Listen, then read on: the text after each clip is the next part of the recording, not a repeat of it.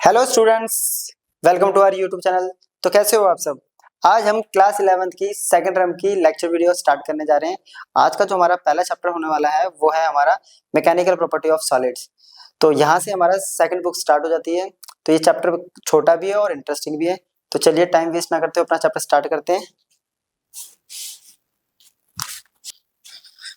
तो जैसा कि हमें पता है कि मैटर की जो है वो बेसिकली में तीन स्टेट ऑलरेडी पढ़ी हुई है छोटी क्लासेस में, सॉलिड, लिक्विड और गैस। तो इसमें हमें जो बेसिकली पढ़ना है वो हमें करना है सॉलिड। अगर हम बात करें सॉलिड की तो टॉपिक स्टार्ट करने से पहले तो कोई भी बॉडी जो होती है, सपोज ये कोई बॉडी है, वो बनी होती है छोटे छोटे एटम्स या मॉलिक्यूल से मिलकर, राइट। तो ये एटम्स होते हैं। डिपेंड करता है कि उसका नेचर कैसा है।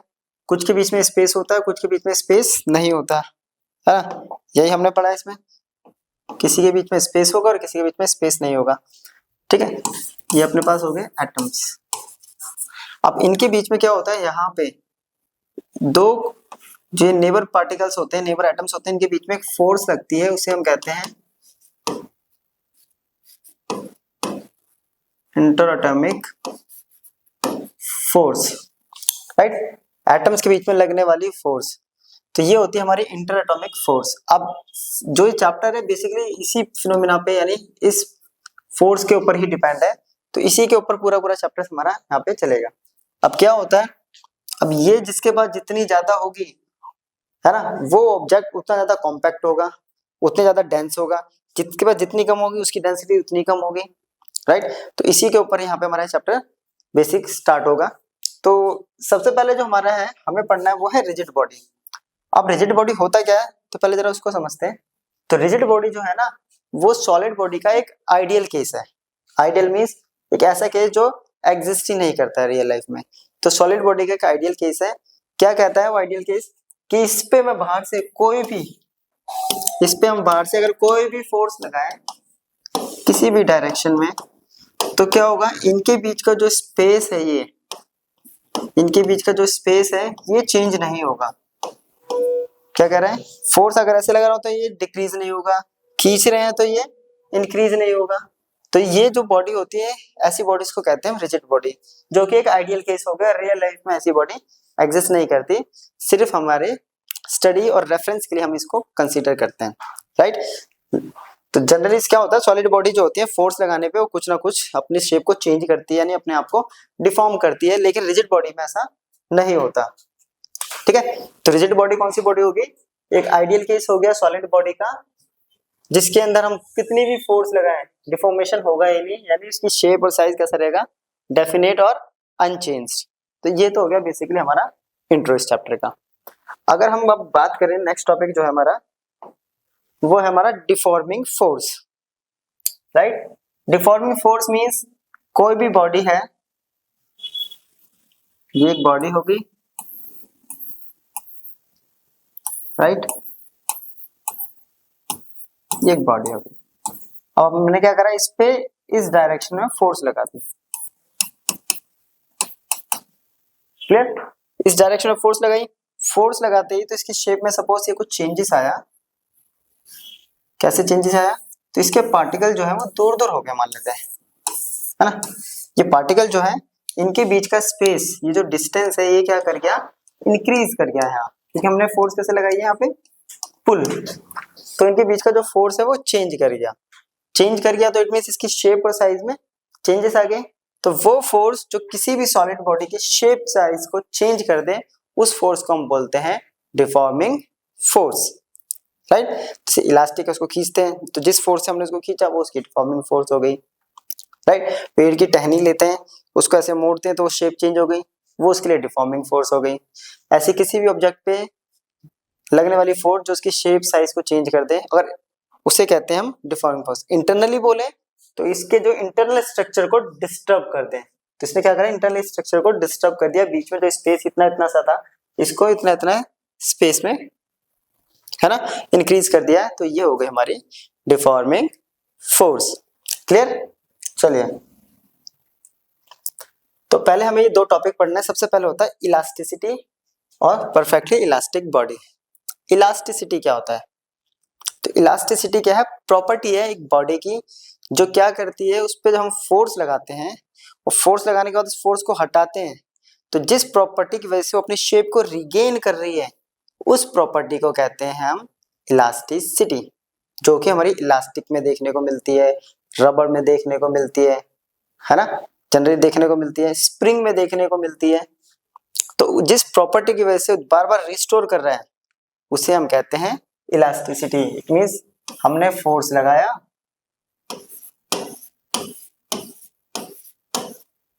ये इसने शेप चेंज करी,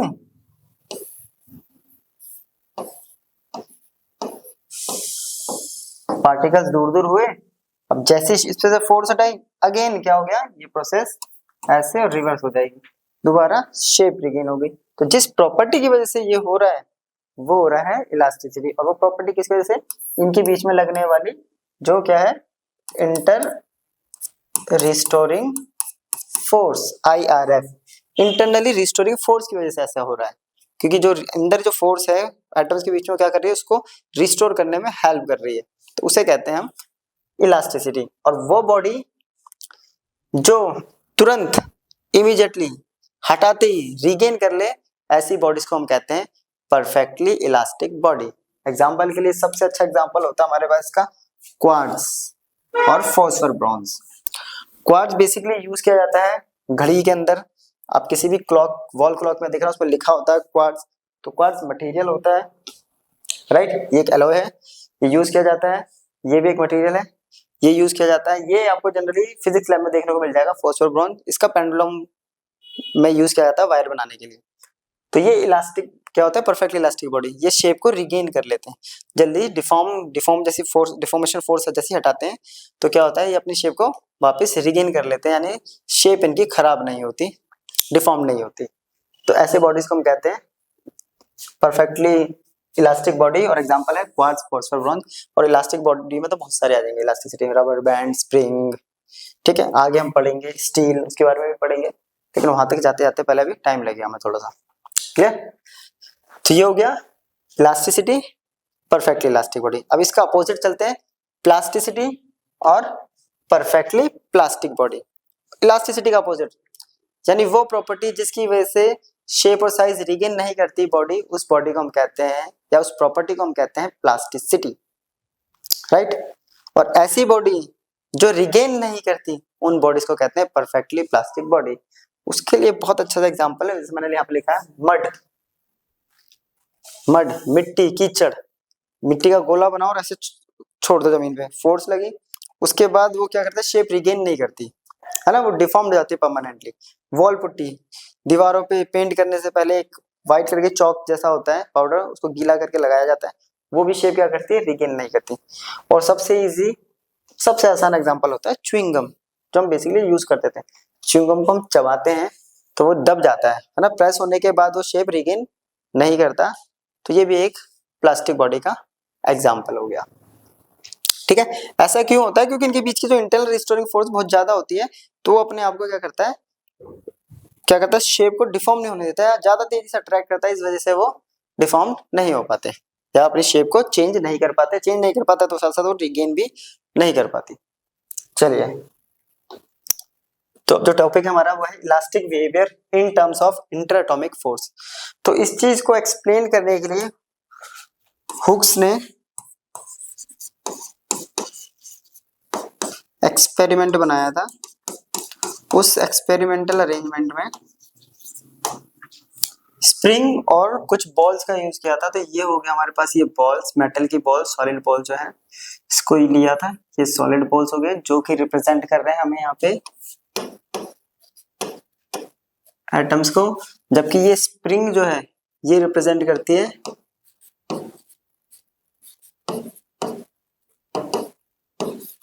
इंटरएटॉमिक फोर्स को। इसकी हेल्प से इन्होंने पूरा इलास्टिसिटी को समझाने की कोशिश करती है, यानी समझाया था, एक्सप्लेन किया था। तो क्या था, सिंपल देखो, ये जैसे क्यूब दिख रहा है हमें स्प्रिंग और बॉल्स का, अब इस पे हम क्या कर सकते हैं, या तो हम इस पे इस डायरेक्शन में फोर्स लगा सकते हैं या फिर इसमें इस डायरेक्शन में फोर्स लगा सकते हैं, क्लियर। अब इस दो डायरेक्शन में फोर्स लगाने, एक बार इसने एक्सपेंड करने की कोशिश करी और एक बार इसको कंप्रेस, तो दोनों ही केसेस में जो रिजल्ट थे उसको ऑब्जर्व किया। तो जरा देखते हैं क्या होगा। क्लियर। इस डायरेक्शन में फोर्स लगाएंगे तो क्या होगा और इस डायरेक्शन में फोर्स लगाएंगे तो क्या होगा। तो बेसिकली इसको समझने के लिए सबसे पहले हम लोगों ने वर्क फॉर्मूला पढ़ा हुआ कि वर्क इक्वल टू होता है एफ डी आर, और जबकि फोर्स यहां से आ जाएगा D W by D R, और वर्क इज द एनर्जी। तो यहाँ कौन सी एनर्जी आ रही है, पोटेंशियल एनर्जी। ठीक है, अब इसका एक सेगमेंट को उठाते हैं, जरा उसको समझते हैं जरा। तो ये अपने पास आ गया, ये सॉलिड है ना। तो ये हो गया पहले एटम्स, और ये रही इसके बीच की स्प्रिंग। इनिशियली जो डिस्टेंस है वो है आर नॉट, जो कि इक्विलिब्रियम डिस्टेंस है। क्लियर, इक्विलिब्रियम डिस्टेंस है। अब फर्स्ट कंडीशन क्या है कि अगर इफ हम इस पे क्या करते हैं, फोर्स लगा रहे हैं, कैसे, इस डायरेक्शन में, तो यहाँ पे सेपरेशन जो है वो बढ़ जाएगी, है ना। सेपरेशन अगर बढ़ेगी तो क्या होगा, यहाँ पे इंटरनली जो फोर्स होगी वो अट्रैक्टिव होगी या रिपल्सिव होगी। इस केस में क्या होगी, ये अट्रैक्टिव हो जाएगी, है ना। फोर्स यहाँ अट्रैक्टिव होगी। अट्रैक्टिव होने की वजह से जो पोटेंशियल एनर्जी होगी वो कैसी होगी, वो नेगेटिव, क्योंकि पोटेंशियल, देखो ये बाहर की तरफ खींच रहे हैं, पोटेंशियल एनर्जी अंदर की तरफ, तो एनर्जी कैसी हो रही है, फोर्स बाहर की तरफ हो रहा है, एनर्जी अंदर की तरफ, है ना। तो ये अंदर की तरफ फोर्स लग रहा है इसके बीच में, तो क्या हो जाएगा, अट्रैक्ट अंदर की तरफ कर रहा था, पोटेंशियल एनर्जी नेगेटिव हो जाएगी। वहीं अगर दूसरा केस देखें हम कि इसको कंप्रेस करते हैं हम, कंप्रेस मतलब ये हमने ऐसे लिया, ये अपने पास जो स्प्रिंग थी,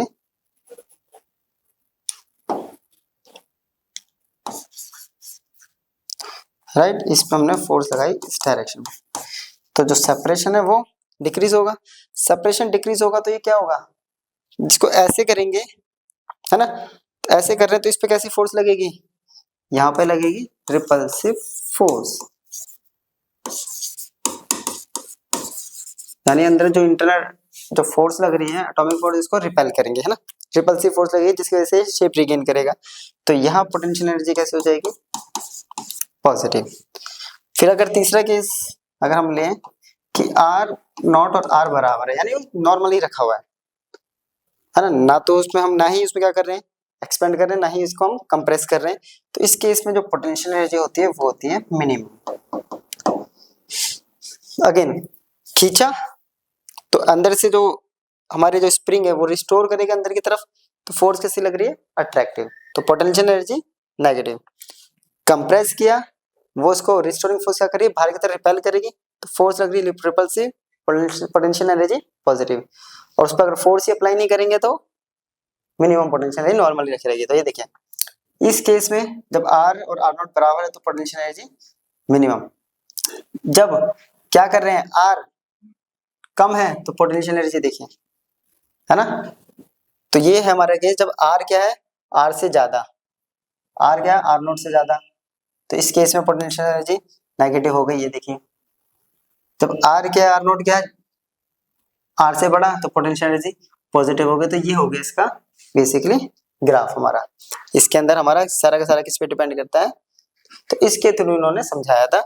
तो इससे हमारे नए टॉपिक्स कुछ इवॉल्व हुए कि ये जो रिस्टोर कर रहा है फोर्स लगाने पे, बार बार इंटरनली जो रिस्टोर कर रही है फोर्स, तो उस फिनोमिना को क्या कहेंगे, तो उस फिनोमिना को कहते हैं हम स्ट्रेस।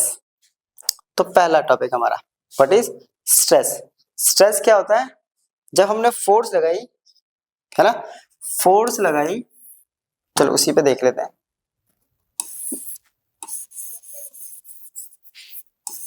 जब हमने ये फोर्स अप्लाई करी इस पे, तो इंटरनली क्या हुआ, इसने इसको ऐसे अट्रैक्ट करा, राइट, इंटरनली अट्रैक्ट हुआ।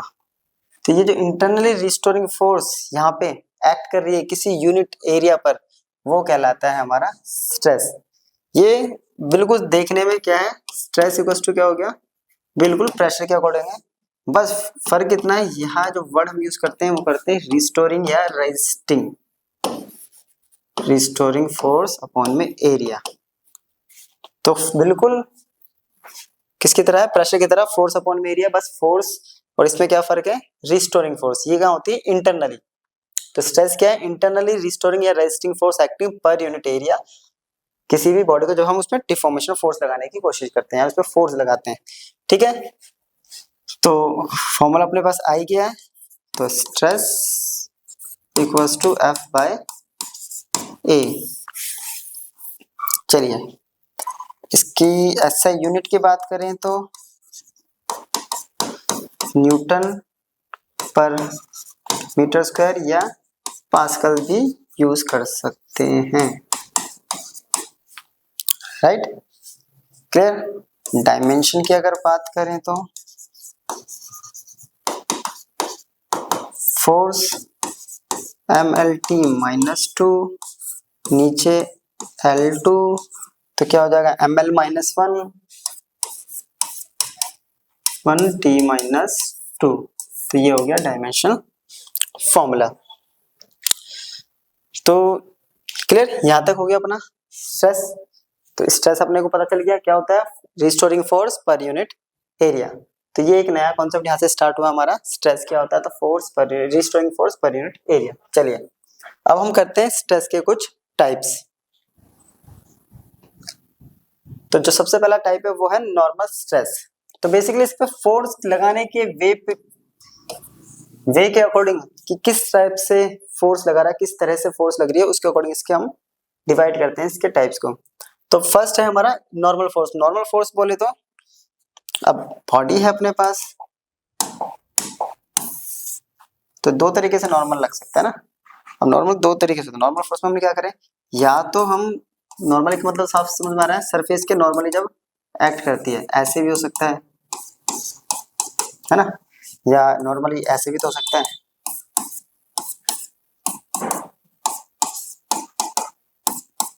तो नॉर्मल फोर्स तो क्या होता है, when a deforming force acts normally over an area of the body then the internal restoring force set up per unit area।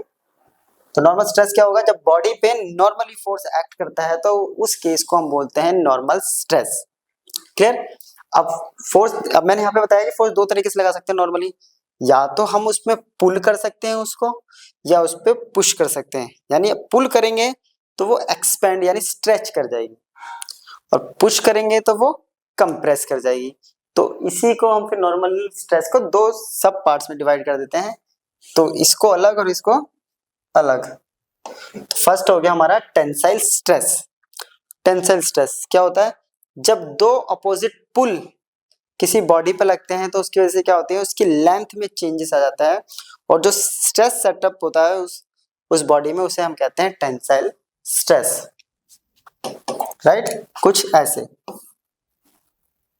तो यहां हमने क्या करा, यहां फोर्स लगाया ये, और यहां फोर्स लगाया F। इनिशियली इसकी लेंथ थी L, तो अब क्या होगा, सिंपल सा, खींचेंगे तो इसकी लेंथ में चेंजेस आएगा। लेंथ में जब चेंजेस आएगा तो क्या होगा, अब देखिए, अगर इनिशियली इसकी ब्रेथ B थी, लेंथ इंक्रीज होके तो हो गई, चलो हमारे पास की लेंथ जो है वो L प्लस में कुछ जुड़ गया डेल्टा L, लेकिन वहीं पे अगर ब्रेथ देखें तो ब्रेथ तो कम हो गई, तो डेल्टा B। लेंथ इंक्रीज होगी तो ब्रेथ डिक्रीज होगी, राइट। तो ऐसे स्ट्रेस को हम कहते हैं टेंसाइल स्ट्रेस, इसमें दो अपोजिट पुल्स लगते हैं। नेक्स्ट है हमारा कंप्रेसिव स्ट्रेस या कंप्रेशनल, ठीक है, कंप्रेसिव स्ट्रेस, इसका अपोजिट, दो अपोजिट पुश जब लगेंगे तो लेंथ में क्या होगा, लेंथ डिक्रीज कर जाएगी और ब्रेथ इंक्रीज कर जाएगी, क्लियर। जस्ट उसका अपोजिट ये है, ये लगाया फोर्स F, इनिशियली लेंथ थी L, अब क्या हो जाएगा, ये थोड़ा सा ऐसे हो जाएगा, तो लेंथ तो हो गया अपने पास L माइनस डेल्टा L। और अगर ब्रेथ की बात करें, पहले अगर ब्रेथ B थी तो ब्रेथ क्या हो जाएगी, B plus delta B, clear. Opposite pull लगेंगे, और लगेंगे दोनों कैसे, नॉर्मली, तो टेंसाइल स्ट्रेस, ऑपोजिट पुश लगेंगे तो कंप्रेसिव स्ट्रेस, क्लियर। टेंसाइल में लेंथ इंक्रीज करती है, कंप्रेसिव में लेंथ डिक्रीज करती है, अपोजिट है उसका।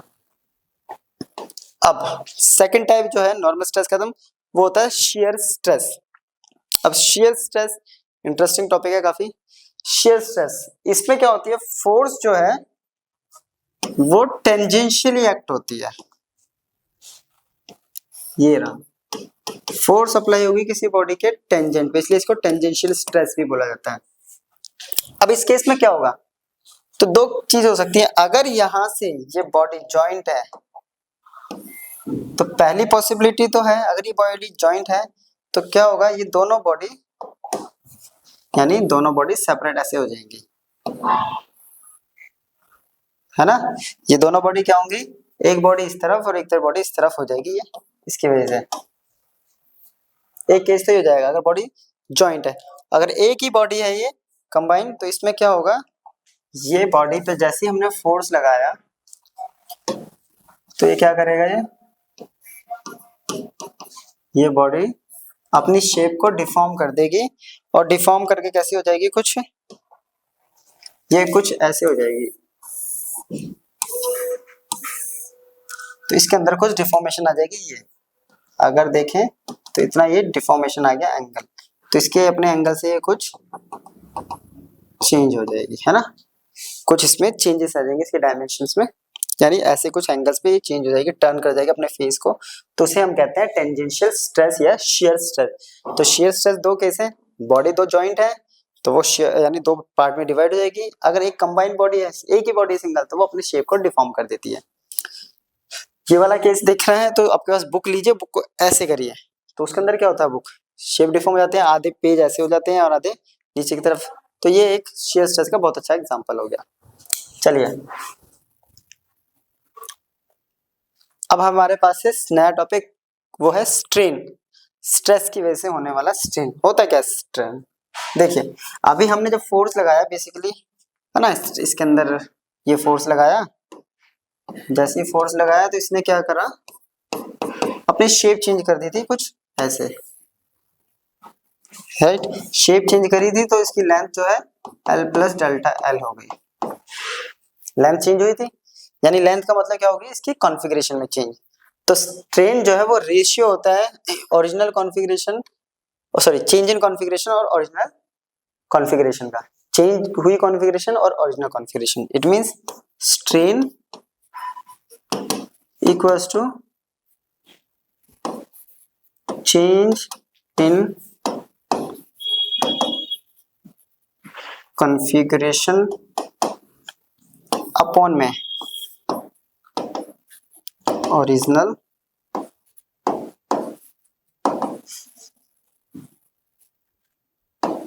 कॉन्फ़िगरेशन, ठीक है। तो इसका जो रेशियो होता है उसे हम कहते हैं स्ट्रेन। अब इसका अगर SI यूनिट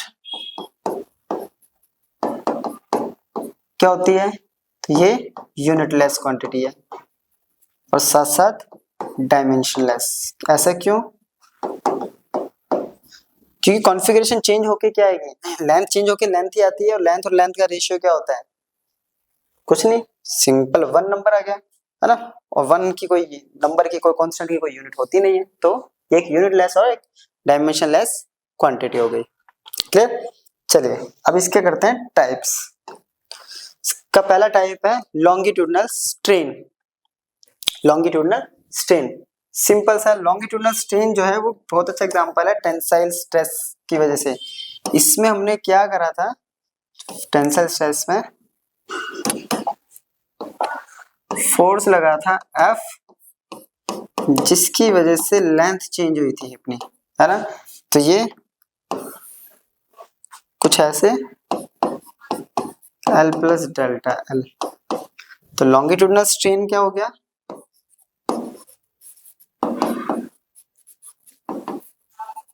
स्ट्रेन जो है वो होता है change in length upon original length. अब लेंथ चेंज कैसे हो रही है यहाँ पे, तो डेल्टा L बाय L। तो ये डेल्टा एल बाय एल का जो रेशियो है वो होता है हमारा लॉन्गिट्यूडनल स्ट्रेन, पहला केस। क्लियर, चलिए नोट कर लीजिए इसको।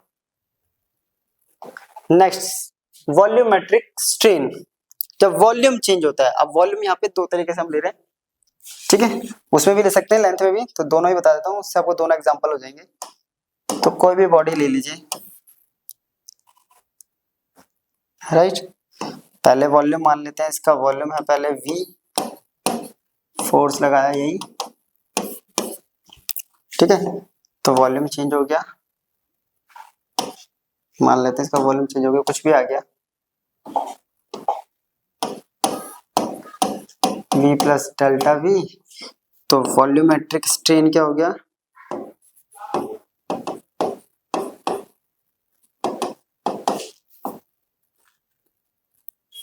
Change in volume upon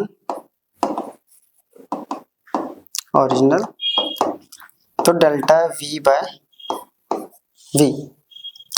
if अगर वॉल्यूम डिक्रीज हो रहा है किसी केस में, वॉल्यूम लेंथ कोई भी डायमेंशन, तो उस केस में हमें क्या लगाना है, तो उसके अंदर जो स्ट्रेन आएगा वो आएगा minus delta v by v। ये माइनस का मतलब है डिक्रीज इन डायमेंशन। अगर लेंथ वाले में भी हम कंप्रेस कर रहे हैं, डिक्रीज हो रही है, तो उसके हम लेंगे minus delta l by l। यहाँ पे हम वॉल्यूम अगर डिक्रीज हो रहा है तो minus delta v by v। ये अपने को ध्यान रखना जब हम क्वेश्चन सॉल्व करेंगे। क्लियर, चलिए नोट कर लीजिए। नेक्स्ट है अपने पास shear स्ट्रेन। अब shear स्ट्रेस अभी भी बताया था, shear स्ट्रेस में क्या होता है अपने पास, तो shear स्ट्रेस में हम जब टेंजेंशियली फोर्स लगाते हैं, राइट, ये फोर्स लगाया हमने ऐसे टेंजेंशियली, तो इसने क्या करा था, अपनी डायमेंशन को चेंज कर दिया था थोड़ा सा, है ना, तो डायमेंशन को चेंज करके कुछ ऐसे, तो जिसकी वजह से यहाँ एंगल क्रिएट हुआ था, राइट, यानी ये एंगल से टर्न कर गया। तो डेफिनेशन अगर इसकी देखें तो इसकी डेफिनेशन थोड़ी सी अलग है। डेफिनेशन कहती है कि the angle in radian through which a plane perpendicular to the fixed surface of the cubical body gets turn under the effect of tangential force. यानी एक फेस जो क्या है, फिक्स फेस जो है वो अपने किसी एंगल पे टर्न कर हो जाता है, उस एंगल को कहते हैं हम shear स्ट्रेस। तो मान लेते हैं कि ये जो लेंथ है अपने पास ये L है, अगर ये वाली, और ये इसने टर्न किया है, डेल्टा L चेंजेस हुआ है इसमें, तो हमने पढ़ा है कि tan थीटा इक्वल्स टू होता है P बाई B। P देखे तो ये हो गया डेल्टा L और B हो गया L। क्लियर, अब एंगल जो है बहुत छोटा सा टर्न होता है, तो फॉर स्मॉल एंगल के लिए एक अजम्पशन होती है, जो tan थीटा होता है वो अप्रोक्स इक्वल्स टू थीटा होता है। तो इस केस में जो shear स्ट्रेस स्ट्रेन हो गया वो हो गया डेल्टा L बाय L। यहाँ पुट करेंगे तो डेल्टा L बाय L, तो ये हो गया अपना shear स्ट्रेन।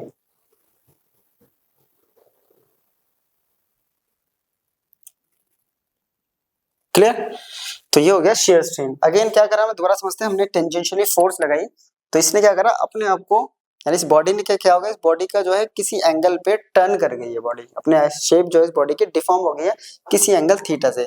तो उस एंगल थीटा को हमने जब हम कैलकुलेट किया तो अपने पास आया डेल्टा L बाय L, तो shear स्ट्रेन अपने पास बन गया delta L by L। Clear, तो ये था हमारा लेक्चर जो कि बेसिकली इंट्रो पे था, इसमें हमने कवर कर लिया स्ट्रेस, स्ट्रेन और उसके टाइप्स। ठीक है, नेक्स्ट वीडियो में इससे आगे टॉपिक कवर करेंगे जो कि बेसिकली हमारा डिपेंड होगा पूरा का पूरा हुक्स लॉ पर, ठीक है, और उसके फिनोमेना वहां करेंगे। तो मिलते हैं नेक्स्ट वीडियो में, तब तक के लिए गुड बाय।